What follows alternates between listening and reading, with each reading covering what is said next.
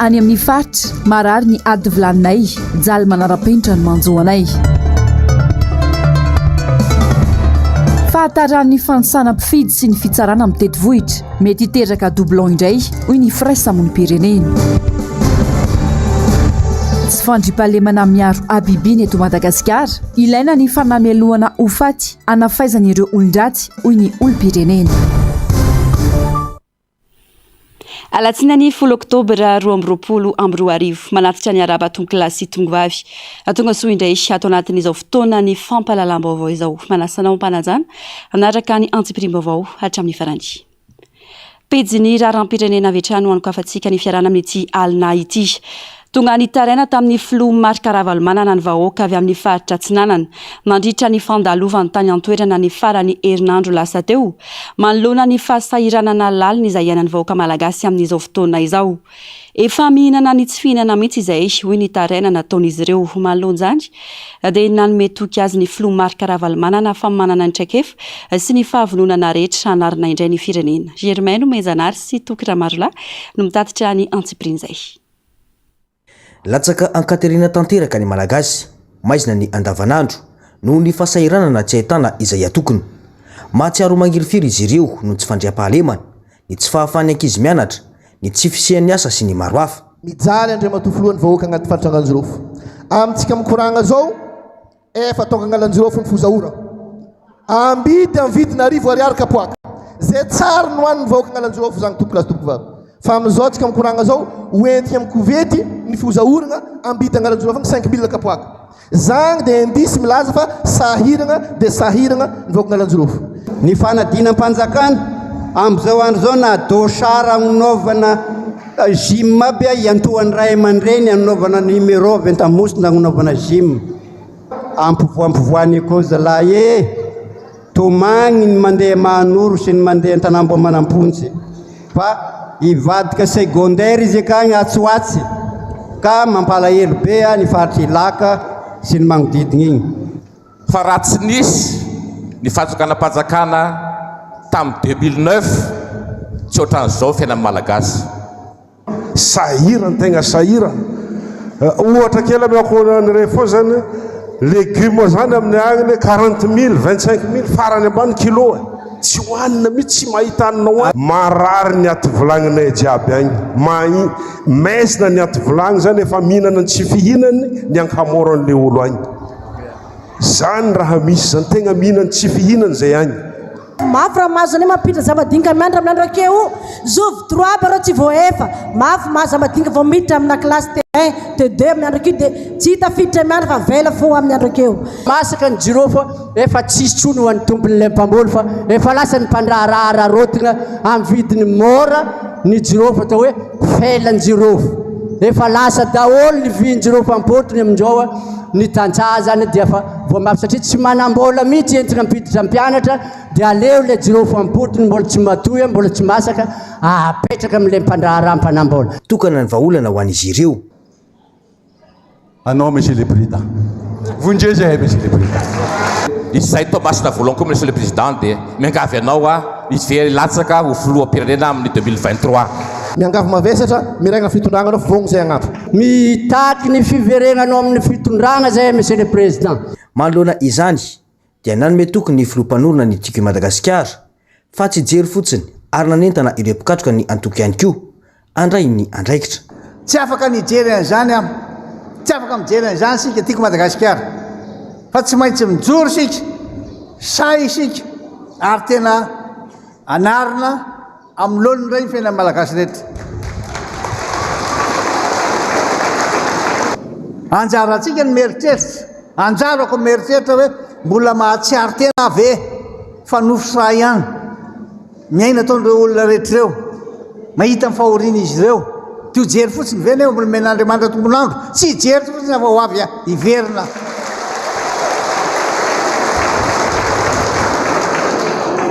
Fa raha tsy mitandrina amin'izao tsika ray aman-dreny isika mpitarika dia ireo taranakitsika ireo ho bado ireo ny fahoriana manjaka mbola avy roa eny noho izao indray ary tena ijaly mandrakizay ty fihinanentsika ity satria tena fahabadona mihitsy dia davy ny sasany hatragna leto tsy fahaizana ninina tsy ampianarina ny ankizy rehefa ny ankiziny tsy mianatra tsisy mahafirenena ny firenena intsony rehefa ny olona afaka miasa tsy afaka miasa kina no maneo noho izany zany manentana anareo rehetra manomboka izao samy eritreritra no avy ny firenena ary rehefa mieritreritra no avy ny firenena tadiavy le ira faleviny hoe ny anangana firenena vanina ny tena tanontsika araka izany dia naneho ny fahavonona ny anavitra ny firenena ary nanamafy fa manana paikady anavotana indray ity Madagasikara iombonana ity ny filoha Marc Ravalomanana.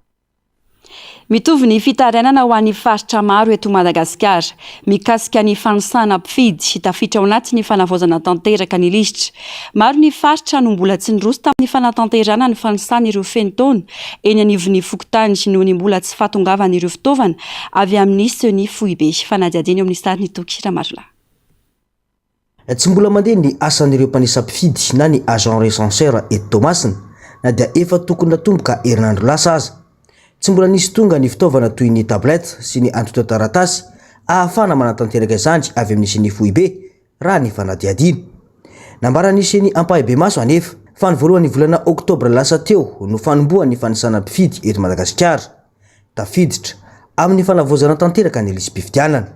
Mahakasika ny recensement eto aminay mbola tsisy raha mandeha hatreto maloha satria ny carnet handesina hagnano an'le recensement mihitsy mbola tsy hita tableau ny tany misy azy hatramin'izao ary ny agent recenseur mbola tsy tonga ny tabletin-jareo mbola tsy pare ny rindram-baiko andeha hagnanaovana an'le raha na logiciel ho antsika dia famahofao daholo zany jiabijiaby zany tsisy raha efa mbola tsy manomboka ny recensement tamin'ny Tamatavy eto. Za matoky fa karan'izany ny district jiaby satria zahay eto ara mbola tsisy carnet donc tsisy carnet koa ny jiabijiaby fa mbola miambina amin'ny herinandro ho avy hono. Le herinandro ho avy nefa tsy voafetra. Ny fetra iasanay nefa 1er Oktobra jusqu'à 31 Décembre. Manakory mahavitany asa ny fitaovana tsisy ampelantagnanay. Manahirana ihany raha volana Oktobra ty mbola tsy tonga ny fitaovana iasana satria le fokontany sasany tegna manana karotelo 12 ke fagnaterana an'izay le fagnatratrarana anazy mety sarotsaritra ny fagnatanterahana anazy. Izy koa tsy tonga amin'ny herinandro fa mbola amin'ny herinandro magnaraka koa vao tonga le carnet anisana mpifidy tsy tratra donc noho ny tsy fanarandalana nisy teo aloha dia malaina ny olona hisoratra anarana. Mba tsy hiverenana izany dia mamporisika ny rehetra hisoratra anarana sy anara-maso ny fanisana mpifidy.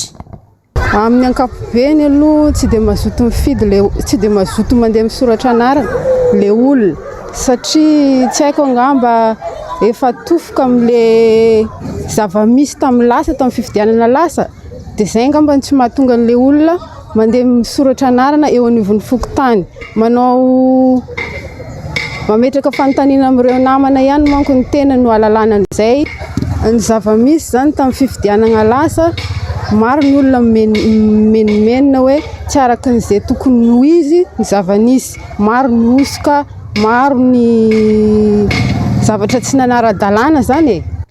Raha mahakasika io fifidianana io dia nanamafy ny RMDM eto Toamasina fa tsy eken'izy ireo intsondry ny fampiasana ilay rindram-baiko na ny logiciel izay efa nampiasaina tamin'ny taona 2024 izay kasainy seny ho ampiasaina amin'ny fifidianana ho avy. Tsy mety amin'ny RMDM province Tamatavy logiciel ampiasaina amin'ny fifidianana 2023 io. Ny antony tsotra io le nandresenjare antsika tamin'ny 1,200,000 de doublon mbola izy koa tadiavinjare aherigna ke tsy mety aminay zany président. Efa maloto i logiciel io tsy atokisana intsony ny ampiasana ny logiciel io tompoka azy tompoka laha.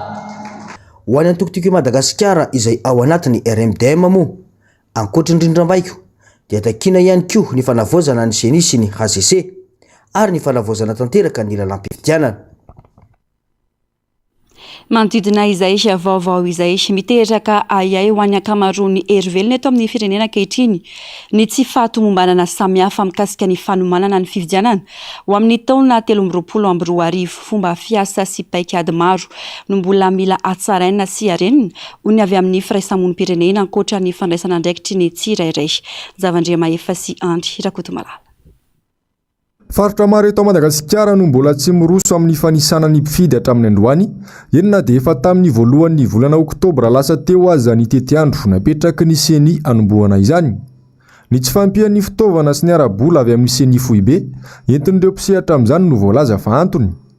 Antony ray mety tsy hatomombana ny fifidianana amin'ny taona 2024 sady izany hoy ny avy amin'ny firaisamonim-pirenena. Ho anay ny mety ho risque amin'ireny dia le hoe lasa mety hisy doublon indray. Zay zany ny anankiray. Ny faharoan'izay na zany le olona zany hoe voaisa indroa na tsy voaisa mihitsy. Raha sanatritsiana zany hoe le olona manantena hoe anay isaina ny ampiasana, ay moa ka tsy tonga any ilay mpanisy, dia dikan'izay zany lasa tsy voaisa ny amin'ny fokotany dia tsy voaisa ny amin'ny toeram-piasana.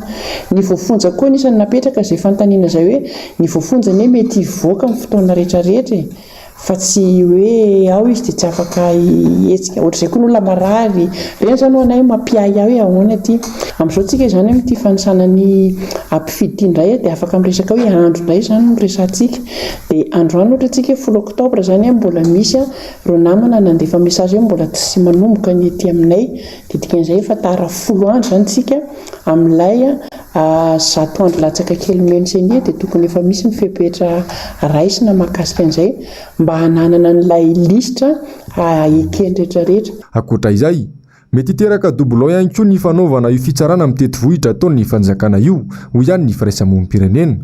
Anisan'ny efa niarahana nahita ny ainana tamin'ny fifidianana farany ilay fananan'olona kara-panondro tsy minaraka ny tokony ho izy dia izay no nahatonga ny société civile nampafantatra hoe aokontsika samby ho mailo fa mety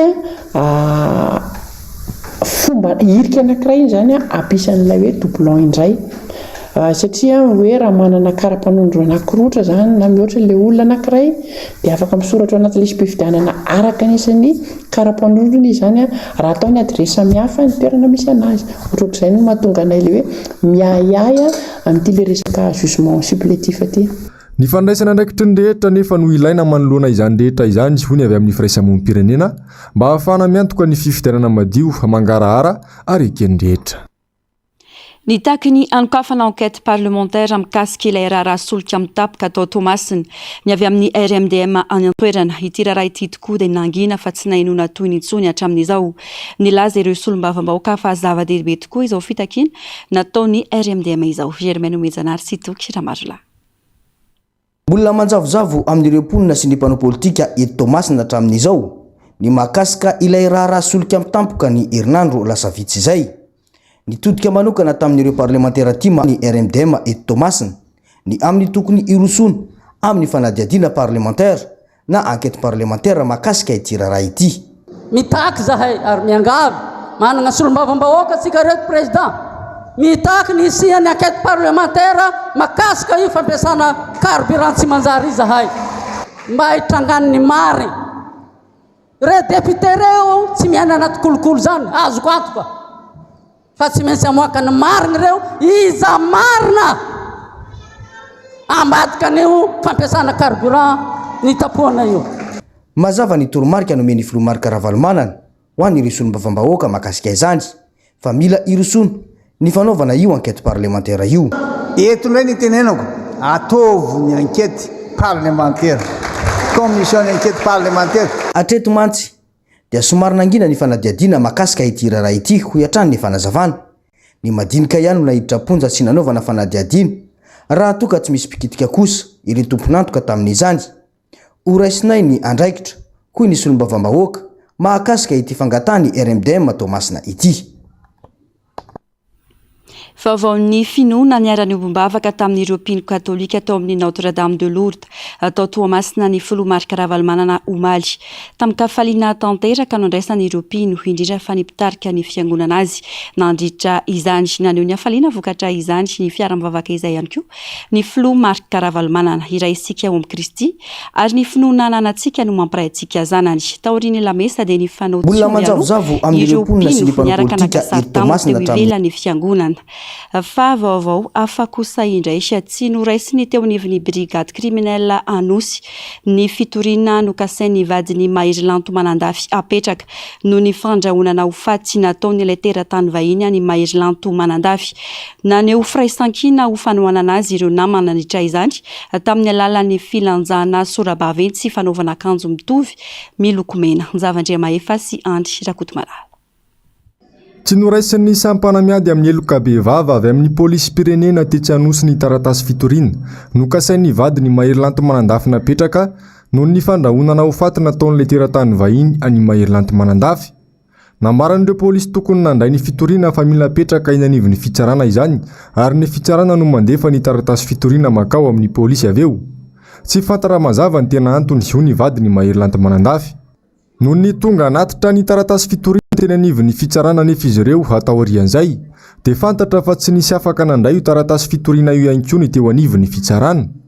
Na dia teo aza izany, nampiseho firaisankina ho fanohanana ny Mahery Lanto Manandafy tamin'ny alalan'ny filanjana sorabavety sy fanaovana akanjo miloko mena ireo namany tamin'ity androany ity. Fanambarana izay rehetra miara-mentana androany reto dia manameloka amin'ny fampidirana ponja ireo mpampaneny lakilosy, manameloka amin'ny fandatsahana-dra sy ny fampiasana fitaovam-piadiana basy bala famonoana amin'ny mpiray tanindrazana, manameloka amin'ny fanitsakitsahana ny zofototro ny vahoaka isitraka vaovao ary ny zony tsirairay amin'ny fahalalana amin'ny teny sy maneho hevitra, mitaky fitsarana marina sy ny tsy tanila eto amin'ny tany sy ny firenena fa tsy fitsarana ialokalofa amin'ny mpanambola sy ny tsy maty manota, mitaky fametrahana fanjakana tena tsara tantana anjakany mangarahara ka hametraka ho lara-pahamehana ny taberina ndraikitra amin'ny vahoaka. Noho izany, izahay dia mitaky ny famoahana tsy misy fepetra Mahery Lanto Manandafy na Imalama sy Stanley Marvelo izay mampaneny lakilosy na midirina ponja vonjo maika no famoahana vaovao tamin'ny tambajotra tserasera. Miantso ny malagasy ny hery-velona rehetra tsy mankasitraka ny jadona sy ny tsy maty manota iray feo sy fo aminay. Miantso ny fanakaviam-be iraisam-pirenena hijerakay ka hanameloka izao zava-misy eto Madagasikara izao. Sakana tao an'ny mpanohitra sy ireo izay tsy mitovy hevitra amin'ny mpitondra fanjakana trany ny fitsarana sy ny fonja eto amintsika.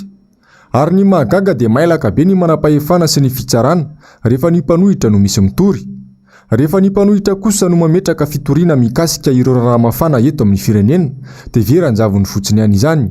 Zavatra misy tokoa ary mampalahelo dia izao hoe saika ny andeha atao hoe tsy eritreretana fotsiny hoe ny olona tsy manan-katao na ny olona mantra no hiarany zavatra misy toy ny zavatra mahazo andro malama sy ristan'le ohatra izao fa ny olona manam-bola, ny olona mahafantafantatr'olona dia saika afaka mialokaloka foana.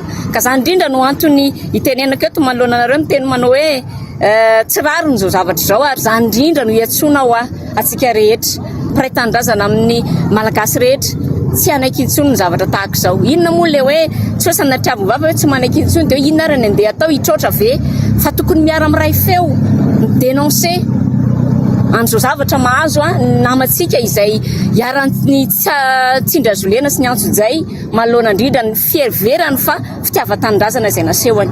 Milaza ny tsy lavolefiny izy ireo ary tsy anaiky raha tsy tafapetraka eny anivon'ny tompona andraikitra ity fitoriana apetraka ny vadiny Mahery Lanto Manandafy ity. Any Ambatondrazaka mitaky ny fanavaozana ny rafi-pitantanana no ny fivangongony fahefanany amin'ny fitondram-panjakana Foibe ny avy amin'ny Tafimiavo zary lasa danja ny vahoaka hoy ny avy amin'ny ity firaisamon'ny pirenena ity no izay fivangongony pahefana izay malonjany dia nisy ny adsisika nataony Tafimiavo mba anarenana izany. Niry Andrianarivony MBS Ambatondrazaka. Vokatry ny tsy fipetrahany ny tena fitsinjaram-pahefana eto amin'ny firenena dia tsy mipaka eny fotony ny tena fampandrosoana. Tatonana amin'izany ny resaka tamberibidy izay toa tsy ahitany ny eny fotony vokatsoa, izany hoe tsy misy ny tamberina andraikitra avy amin'ny fitondram-panjakana ho an'ny fokon'olona eny ifotony. Fitsinjaram-pahefana izay hita fa mivangongo any ambony ankalasana ny fampandrosoana zay tokony hipaka entefa tia aminay fotony ara manoloanany zay fivangony fitantanana zay dia tsy mandroso ilay fampandrosoana ny ohatra amin'izany resaka ristorona izy zany mba anisany hoe mamelona ny any ambanivohitra tsy hita loatra ny fotony fa tonga dia lasa mivangoky miakatra ty ambony dia lasa taraiky ny fampandrosoana ka eto izay dia manao antsoavo ho an'ny mpitondra fanjakana misy say fohy be ny hoe aleo re ny resaka ristorona ny amin'ny faritra zay avian'ilay vokatra mba hiverina ka mba hatonga ilay faritra na le fokotany commune mba azo vana mitaky ny fanavaozana ny rafi-panjakana ny tafo miavo mba tena ahafahan'ny fokon'olona iny fotony misitraka fampandrosoana fanavaozana ny atao hoe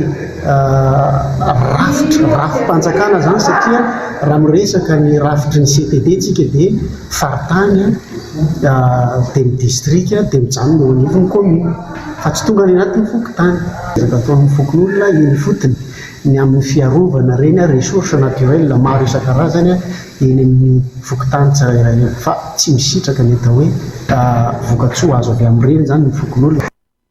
Efa ny bantoerana tao anatin'ny fandarana miara-manonja androany ny mahakasika ny raharam-pifidianana ka nitondrana fanentanana ny olom-pirenena rehetra andrany ndraiky ny malonja ny fanadadeny eo amin'ny sary sy rindran-tsary ny Andry Rakotomalala. Mametraka ayay ho an'ny maro ankehitriny fomba fanomanana sy fikarakarana ny fifidianana ho amin'ny taona 2024 izay ataon'ny mpitondra fanjakana. Nianga tamin'ny fanoloana ireo sefokotany ataon'ny olon'ny fitondrana araka izay mahapetipety azy. Ny fampiasana rindram-baiko izay efa tsy nahitambokany tamin'ny fifidianana lasa nataon'ny seni. Ny firisona amin'ny fizarana kopy sy karapanondro faobe. Ireo rehetra ireo ny tarafana sady ny mety sy nakajikajy maloto. Tsy misy sakana ny amin'ny tokony hitrahany olom-pirenena ny kopy sy karapanondro hoy ny solom-bavambahoaka Adjery Randriambolaina fa ny fomba fanaovana azy no tsy araka ny tokony ho izy. Misy mako ny atao eo anivon'ny fitondram-panjakana na ny hoe ministera misahana izay hoe fikarakarana lisam-pifidianana sy ny any amin'ny senia izay tena hoe mieritreritra izy ireo fa fotoana tokony hanaovana an'izany amin'izao fotoana izao ary tena fotoana an'ilay izy. Kanefa le fomba ikarakarana anazy sy le hoe fanapahan-kevitra iraisan'ny rehetrarehetra izay zany ny tena takina ao anatin'ilay izy. Tsisy olona mihitsy anakana ny olom-pirenena tsirairay tsy anana ny zoany anana karapanondro fa mba ara-dalàna ve le anaovana an'ilay izy mba tena tokony ho izy ve ny anaovana anazy fa tsy atao hoe zay aloha mitondra azy izy mety eo dia zay zany no atrehan'ny rehetrarehetra. Tsy hitondra vokatsoa eto amin'ny tany sy ny firenena ary tsy hitondra fitoniana sanatria eto amin'ny tany sy ny firenena ny fanaovana botolo na forsinina amin'ny zavatra hiatrehantsika amin'ny fifidianana satria mahatonga eny karapanondro iny atao hoe tsy hoe olona tsy mana karapanondro fotsiny le olona dia anaovana karapanondro fa resa be ataontsika hoe any amin'ny olona tokony tsy omena an'izany karapanondro zany amin'izao fotoana izao na any amin'ny olona tokony tsy anaovana liditra anaty lisam-pifidianana efa mampiahany rehetrarehetra. Izany rehetra izany no ilana ny fijoroan'ny olom-pirenena rehetra omalina sy mailo hatrany ka tsy raviravin-tanana fa andrainy andraikitra dian'izao. Tsy mety intsony isika raha hitaza-potsiny fa kosa dia ny fandraisana andraikitra manoloana ny fanaraha-maso ny fanatanterahana an'izany lisam-pifidianana izany mba ho tafiditra ao avokoa ny olom-pirenena izay manana zo tokony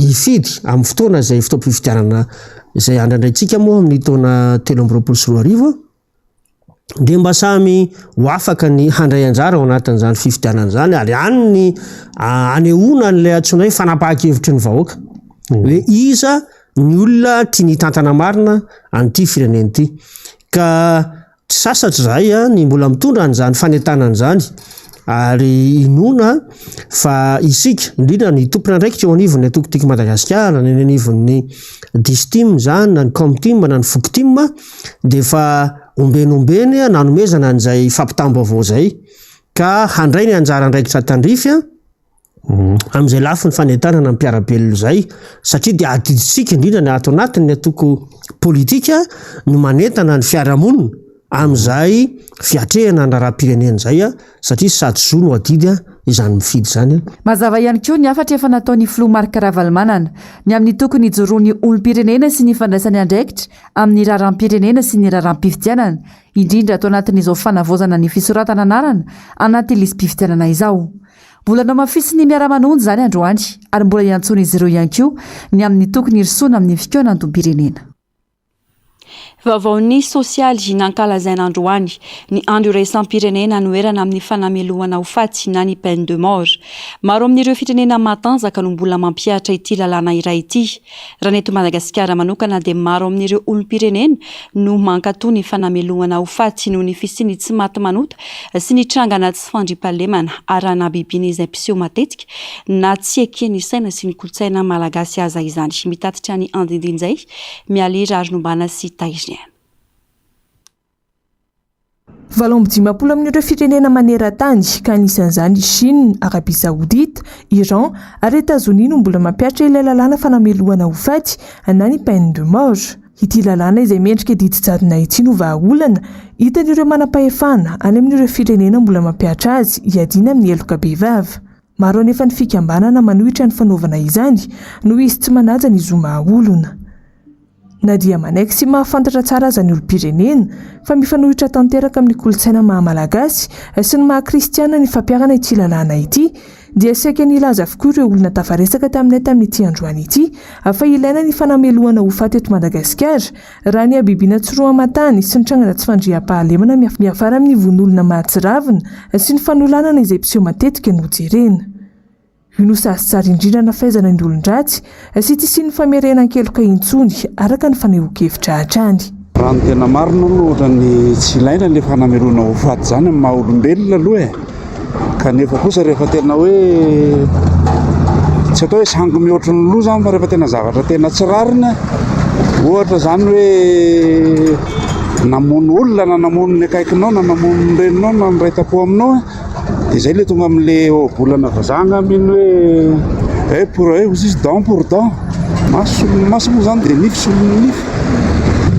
Dia tranga eto Madagasikara aloha amin'izao fotoana zao dia tena faran'izay manahirana tena sarotra be mihitsy. Velosirosirobina sy morondava miana be zao no tena hoe enjana be sy any amin'ny sud-est atsimotsimo any mampalahelo zany ny zava-misy.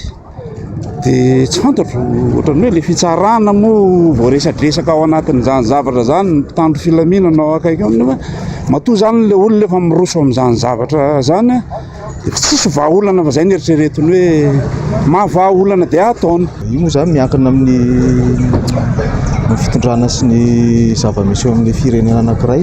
Raha ny zava-misy amin'izao aloha zany hoe kolokolo ny be da be anaty fitsarana sotra zany ilaina le peine de mort amin'izay zay manao sazy zany zay meloka dia tonga dia any fa tsy mamerina intsony avy eo. Be da be nefa manao zavatra tsy mety nefa ny mivoaka foana dia mamerokeloka dia ohatr'izay foana. Le resaka von'olona zany no tena grave be satria misy ry zareo zany hoe mamaky trano dia sady vonoina le olona sady lasa mifananana dia le ain'olona konkoa dia manarak'izay konkoa hoe misy vakotrano ohatr'izany dia maro fanolanana ohatr'izany ireny zany mendrika mihitsy zany. Ilaina ny fanamelohana faty amizay mba hafainrehetsarehetra ampahitsy ny olona impossible zay raha ohatsy izy nanao zavatra tena tsy azo jerena mihitsy zany tena hoe mamoha fady tsy hoe gadraina ary amponjary izy 3 mois 2 mois mandao vola ray tapitrisa roa tapitrisa ao amin'ny fitsanana dia afaka an'izay izy. Raha jaivina anisan'ireo firenena nanasony ny fifanarahana nataon'ny firenena mikambana mikasika ny fanoekana ny fanamelohana ho faty Madagasikara. Neto Madagasikara dia miova ho fanamelohana mandra-pahafaty izany fanamelohana ho faty izany.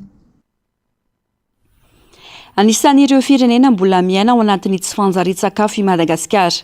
Ahina hiakatra ny tahan'ireo olona miaina ao anatin'izany manomboka amin'ity volana Oktobra 2022 ity ka hatramin'ny Janoary 2022 araka nambaran'ny PAM sy ny FAO. Nanambarany mpitsabo iray eo ny foibe-pirenen'ny tsy fanjarian-tsakafo na ny ONN fa vahaolana voalohany ahafahana misoroka ny tsy fanjarian-tsakafo ny famitombona ny vokatry mialy Rajonombana sy Taizina. Mizara roa ny tany tsy fanjarian-tsakafo eto Madagasikara dia ny tsy fanjarian-tsakafo mitarazoka izany hoe fohy ilay zaza raha oharina amin'ny taonany. Nanana tamanodidina ny 700 ity karazana tsy fanjarian-tsakafo ity ny taona 2024 ary zaza 410 latsaky ny 5 taona no tena tratran'izany. 700 kosa ny tany tsy fanjarian-tsakafo mahery vaika izay hita mihatrika avy hatrany any amin'ny fiainana tampoka eo amin'ilay zaza noho ny tsy fahampian-tsakafo noho ny antony maro.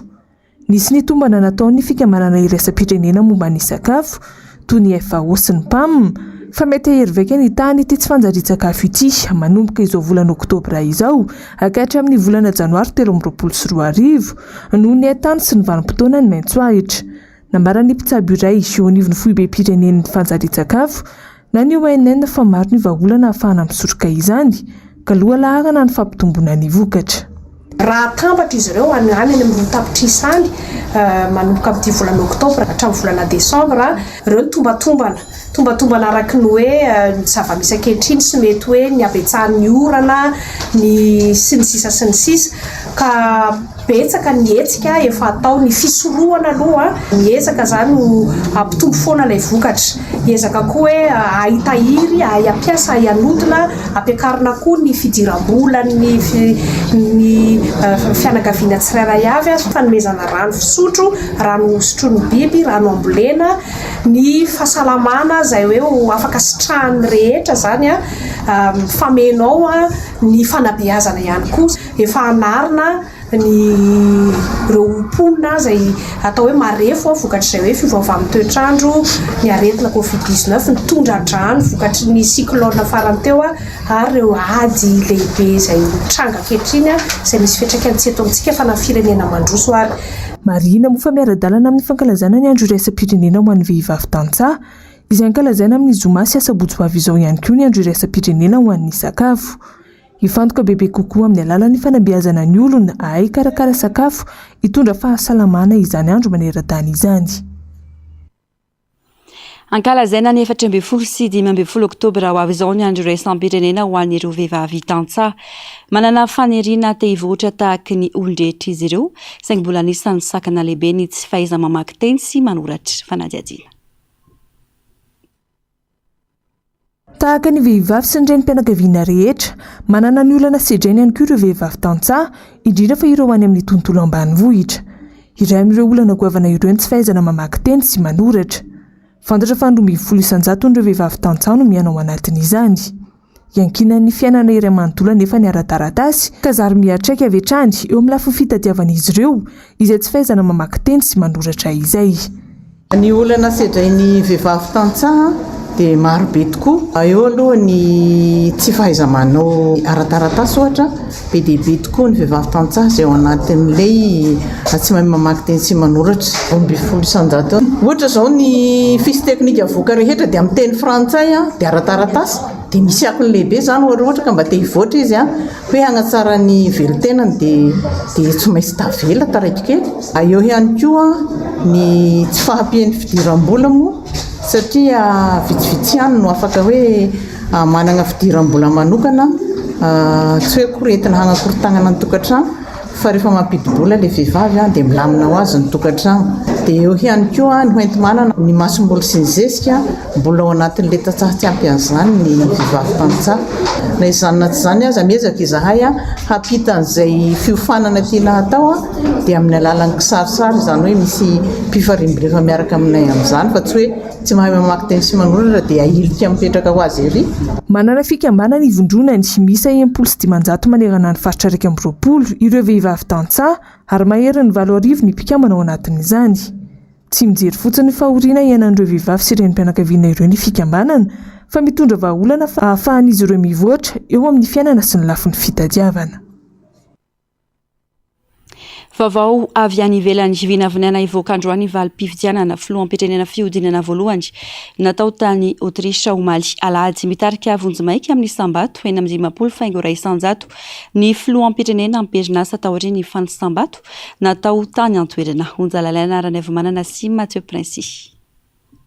Ny 15 faingo iray isanjato amin'ireo vato 17 isanjato efa voaisa tao aorian'ny fifidianana fihodinana voalohany natao tany Aotricha omaly alahady dia tombanana ho efa azon'ny filoham-pirenena Ampernas Alexander van der Bellen raha nivokatra vonjy-maika amivoaka ny antoerana. Raha ny fanadihadiana natao tamin'ireo vahoaka Autrichiana dia anisan'ny mbola namerenan'izy ireo ny fidindray ity filoham-pirenena ity ny fahaiza-mitantany manoloana ny fidanganana ny vidim-pianana ny antoerana. Eo ihany koa ny fitoninana sehon'ity farany na dia teo aza ny krizin'ny angovo noho ny ady misy eo amin'ny Ukraine sy Russia. Ny enina faingo 4 tapitrisa amin'ireo Autrichiana misy 7 tapitrisa no nantsona indray anjara tamin'ity fifidianana filoham-pirenena fihodinana voalohany natao Malelady ity. Kandida anisan'ny sokajiana ho isan'ireo matanjaka tamin'iny fifidianana ny filoham-pirenena Ampernas, izy izay efa nitondra ny Autriche nanomboka tamin'ny taona 1924. Maro ireo antoko politika any an-toerana no nisafidy tsy handrotsaka kandidata amin'ny fifidianana ho fanohana ity filoham-pirenena Ampernas ity. Raha nivokatra tsy mbola ofisialy hatrany dia nahatratra 7.900 ny vato azon'ny kandida avy amin'ny antoko erenkavanany na ny FPO izay efa nifanandrana tamin'ny Alexander van der Bellen tamin'ny fifidianana tamin'ny taona 1924. Tapitra ny fampalalam-baovao tomboky lasy tongoavy mankasitraka fiainanao nanaraka izany hatramin'ny farany fandarana ahona marina Global News dinika ireo no arahinao misesy aoriana izao fampalalam-baovao izao. Ny horonantsary indray miseho mitondra ny lohateny hoe Maître cher enfant izay kosa no atolotry ny fahitalavitry ny NBS nao amin'ity alina ity ny tenako mametraka ny mandrapitafa ho amin'ny rampitso indray tomboky lasy tombokivavy.